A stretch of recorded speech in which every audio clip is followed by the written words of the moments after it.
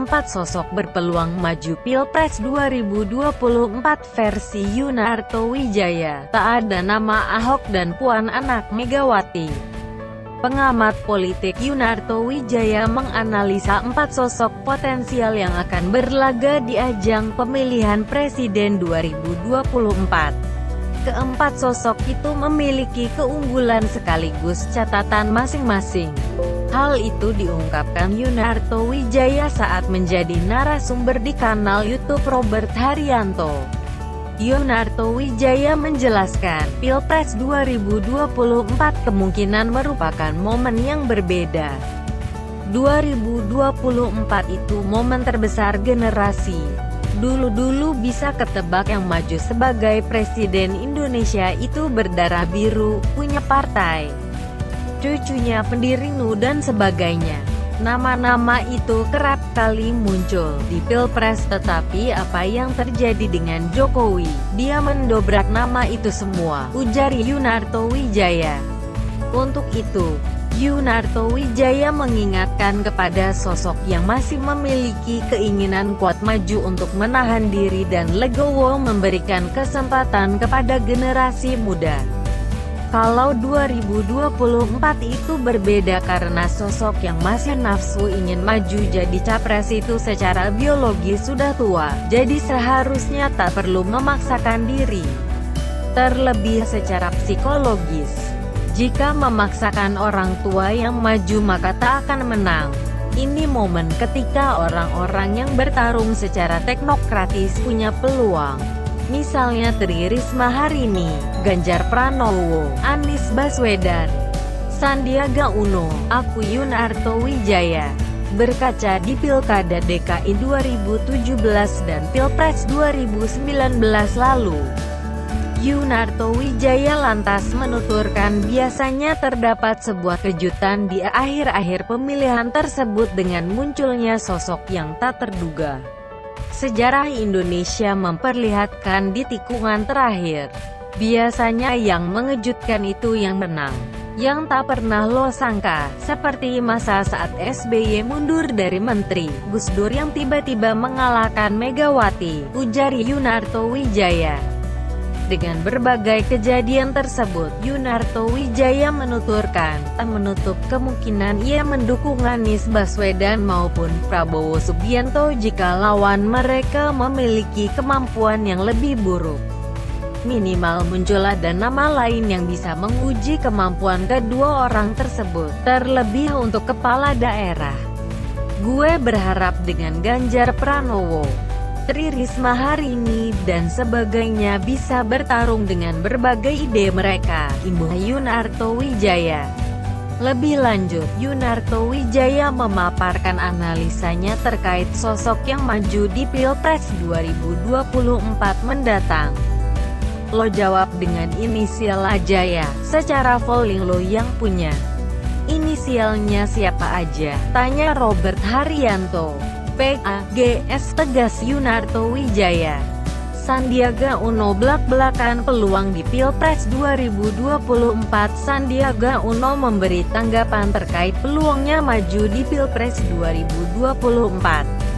Wakil Ketua Umum Partai Gerindra juga berbicara soal kemungkinan berhadapan dengan Prabowo jika mencalonkan lagi serta peta pemilih di Pilpres 2024 yang disebut Sandi bakal berubah jauh. Berikut wawancara Refly Harun dengan Sandiaga Uno dari kanal YouTube Refly Harun. 1.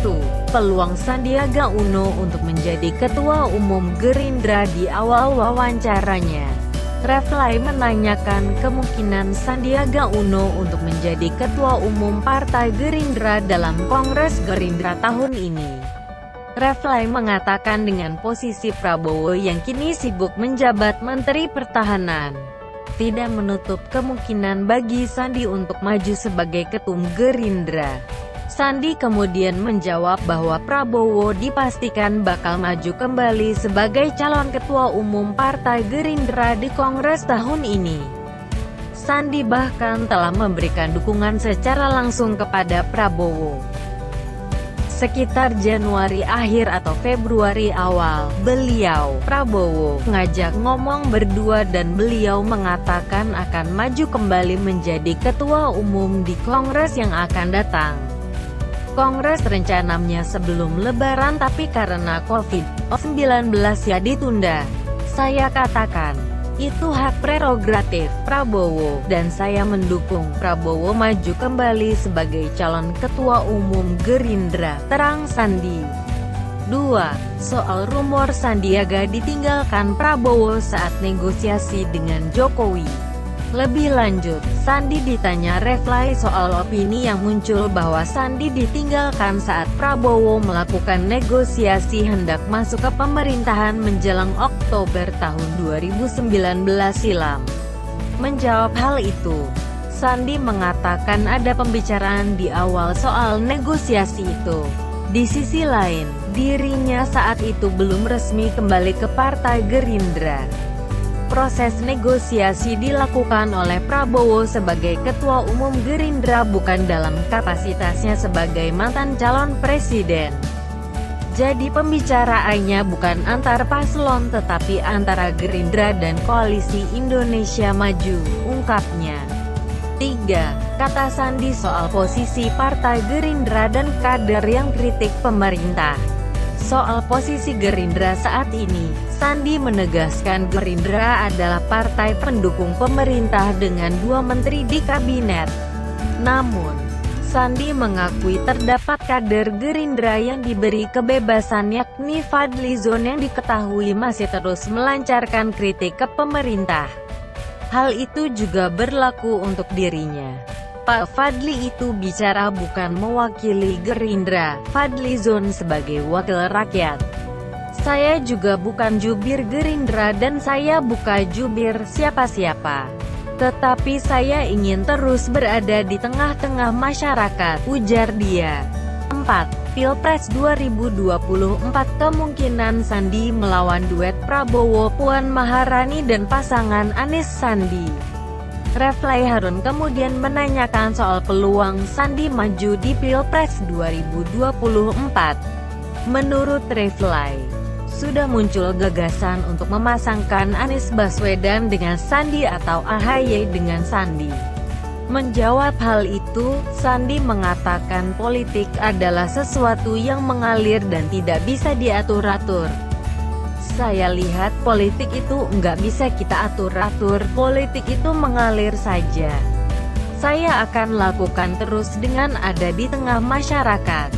Saya akan fokus memberi solusi lapangan pekerjaan dan membantu masyarakat yang saat ini mengeluh soal kenaikan harga-harga di bawah relawan Indonesia Bersatu, ujar dia.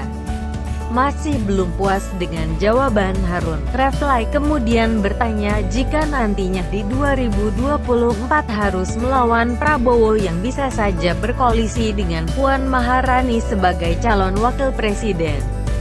Bicara politik ini kan kemungkinan. Prabowo bisa saja maju lagi dan pasangannya Puan Maharani. Kemudian kelompok non-state ini pengen figur lain. Anies Sandi misalnya. Anda membayangkan gabung bakal berhadapan dengan Prabowo, head to head, cerca Refly. Sandi kemudian mengaku tak ingin menjawab hal itu karena kemungkinan itu bagian dari hal yang tidak bisa ia kontrol. Ada hal yang bisa kita kontrol, ada hal yang tidak bisa kita kontrol. Hal-hal yang nggak bisa kita kontrol percuma kita ngebayangin, percuma mikirin karena kita nggak bisa kontrol. Hal-hal yang bisa kita kontrol saja yang kita pikirin, ujar Sandi. Menurut Sandi, berkaca dari pengalamannya dalam kontestasi Pilkada 2017 dan Pilpres 2019, dalam politik tidak ada yang pasti dan sangat cair. Di Pilgub DKI, awalnya ia maju sebagai cagup dan di detik akhir ia justru menjadi cawagup mendampingi Anies. Padahal Anies sebelumnya tidak muncul sebagai cagup. Begitu juga dengan Pilpres 2019. Dirinya diminta menjadi calon wakil presiden mendampingi Prabowo di detik-detik akhir. Belajar dari dua pengalaman itu menurut saya, politik sulit ditebak, ujar dia. 5. Sandi prediksi ada perubahan peta pemilih di 2024. Sandi berpendapat Pilpres 2014 akan berbeda dibanding Pilpres sebelumnya. Hal ini karena ada perubahan demografi pemilih. Di 2024, demografinya akan berubah. Populasi milenial akan menembus 50%, mereka yang berusia di bawah 35 tahun. Menurut saya ini akan ada perubahan dari sisi elektoral. Ini yang saya belum dapat data terakhir karena saya enggak menjalankan politik praktis. Saya membayangkan profil pemilih kita akan berubah secara drastis dibanding tahun 2019, ungkapnya. Terakhir Reply kemudian menanyakan biaya yang dilontarkan Anies di Pilgub DKI dan Pilpres 2019. Sandi menjawab ia mengeluarkan dana lebih dari 300 miliar di Pilgub DKI Jakarta dan 600 miliar di Pilpres 2019. Jadi total 1 triliun, sahut Reply. Sandi membenarkan dan ia mengaku tidak menyesal. Buat saya tidak ada penyesalan, itu bagian pengorbanan dan perjuangan, kata dia.